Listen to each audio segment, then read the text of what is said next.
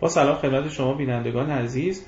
در این انیمیشن که برداشتی از آندرستندکام می باشد، نمونه‌ای از کارهایی که در جراحی زیبایی بینی انجام می شود و باعث زیباتر شدن بینی شما می شود را به شما نشان می دهیم.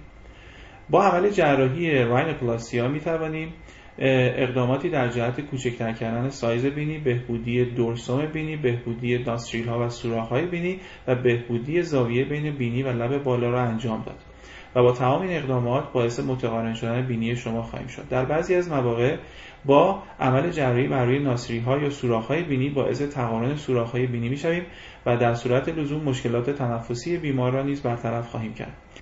عمل جراحی بینی با دو روش بسته و باز انجام می شود. در روش بسته از برش داخلی بینی و در روش باز یک برش خارجی بر روی تیغه خارجی بینی به آن اضافه خواهد شد. در روش باز بینی به طور کامل باز شده و با دید مستقیم عمل جراحی انجام می شود. همچنین گفتیم در این انیمیشن قصد داریم که ساختارهای داخلی بینی رو به شما معرفی کنیم. قسمت بالای بینی یا بریج یا پل بینی از استخوان‌های بینی یا نیزال بون تشکیل شده. قسمت تحتانی و میانه بینی از قسمت‌های قضروفی آن تشکیل شده است. قسمت پشتی بینی یا دورسال هام اما قسمت آپر لترال کارتریج یا در واقع قضروف بالایی بینی است که در اصلاح و عمل جراحی راینوپلاسیا تصحیح آن صورت می‌گیرد.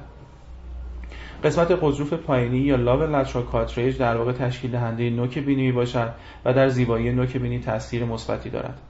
دو فضای داخلی بینی وسیله نیزال سپریوم یا تیغه میانه بینی از هم جدا شده و در تنفس ما شرکت دارند. کالوملا قسمت خارجی و ظاهری تیغه میانه بینی است که در جراحی زیبایی بینی از آن برای اصلاح استفاده می شود.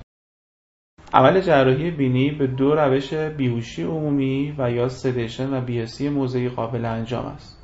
روش بیهوشی عمومی مورد ترجیح اکثر جراحان می باشد. روش سدیشن و بی‌حسی موضعی در حالی انجام می شود که بیمار بیدار بوده ولی متوجه جراحی ما نشده.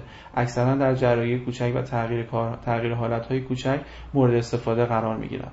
در ابتدای جراحی می توان شکل‌های قضروف را بر روی بینی بیمار نقش کشید. عمل جراحی بینی به دو روش اوپن راینوپلاسیا و کلوز راینوپلاسیا انجام می شود. در روش اوپن راینوپلاسیا برشی در تیغه میانه بینی و برش داخل بینی پوست بینی به طور کامل بلند شده و دید مستقیمی برای عمل جراحی ایجاد می شود. ولی در روش کلوز راینوپلاسیا روش راینوپلاسیا بسته فقط از برش داخلی بینی استفاده شده و دید ما از طریق این برش به شکل محدود ایجاد خواهد شد که در حال حاضر مورد ترجیح اکثر جراحان نمی باشد. در بعضی از موارد که تیپ بینی پهنی باشد یا به قول معروف بولبوس تیپ ایجاد شده است، جراح می‌تواند بخشی از قضروف خارجی روی نوک بینی را بردارد و بسته به ساختار بینی و نیاز از نخ‌های بخیه و سوچورها استفاده شده و قضروف‌های کناری بینی به هم نزدیک می‌شود. این باعث باریک شدن نوک بینی خواهد شد. در مواردی که نیاز به اصلاح تیغه میانه بینی یا دورسال هامپ می‌باشد، از رسم یا استئوتومی برای برداشتن قسمت استخوانی و قضروفی یا هامپ بینی استفاده شده و قسمت اضافه برداشته شده و باعث مسطح شدن دورسوم بینی یا همون پشت بینی می‌شویم. نتیجه این کار باعث باز شدن قسمت قضروفی و استخوانی از همدیگر می‌شود که به آن اوپن روف گفته می‌شود که برای اصلاح آن از شکستن استخوان‌های بینی در قسمت خارجی نیزال بون استفاده می‌شود. برای برطرف کردن دورسال هامپ بعضی از موارد از رسم استفاده شده و با رسم کردن قسمت پشتی بینی باعث مسطح شدن و از بین رفتن ناهمواری‌ها می‌شویم. در مواقعی که نیاز باریک کردن قسمت استخوانی بینی است با فشاری که بر روی قسمت لترال بینی و قسمت استخوانی بینی در قسمت استئوتومی داده می‌شود، باعث نزدیکتر شدن قسمت استخوانی و باریک شدن این قسمت می‌شویم.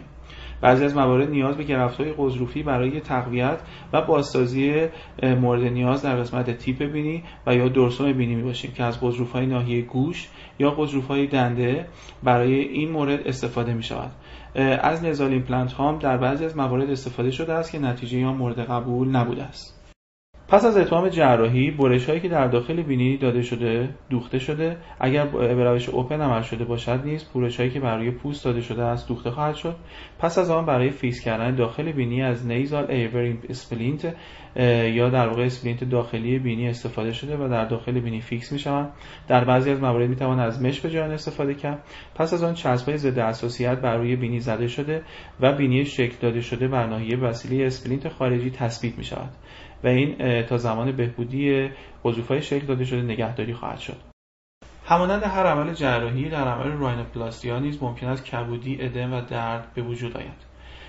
در حدود 10 تا 15% بیماران که دچار درد و کبودی در ناحیه قسمت فوقانی بینی میشوند، معمولا در از یک هفته این وضعیت از بین خواهد رفت. داروهای ضد دردی مانند استامینوفن که باعث افزایش خونریزی نمیشوند، در این موارد استفاده میشود. پس از حدود یک هفته تمام چسب‌ها، اسپلینت‌ها و بخیه‌های بینی کشیده شده و بیمار میتواند شکل اولیه بینی خود را مشاهده کند.